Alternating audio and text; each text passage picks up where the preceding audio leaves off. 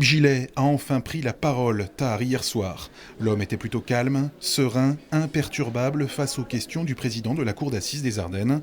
Interrogé sur son métier d'agriculteur et ses pratiques sexuelles singulières, l'homme a affiché une haute estime de lui, de son travail et de sa personnalité. Au sujet d'Anaïs Guillaume, il a été moins élogieux.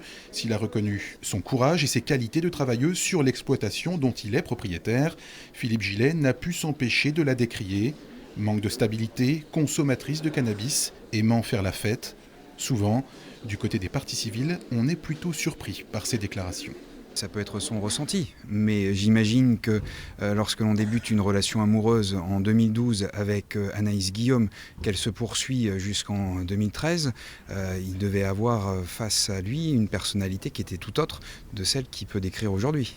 Mais ce qui a le plus surpris hier soir, choquant une grande partie du public, c'est la réponse de Philippe Gilet sur la situation actuelle d'Anaïs Guillaume. Selon lui, elle serait toujours en vie car elle rêvait de refaire sa vie à l'étranger. Elle a peut-être tout quitté pour échapper à une dette de stupéfiants, a déclaré l'accusé.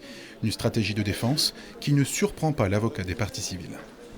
Ça fait partie de sa position, ça, effectivement, ses moyens de défense, d'essayer d'orienter l'enquête vers des pistes qui semblent quasiment invérifiables. Donc oui, c'est une technique comme une autre, mais c'est une technique qui ne peut pas tenir. Ce matin, Philippe Gilet n'a pas encore été interrogé. Les débats se sont concentrés sur l'audition des gendarmes qui ont pris part à l'enquête.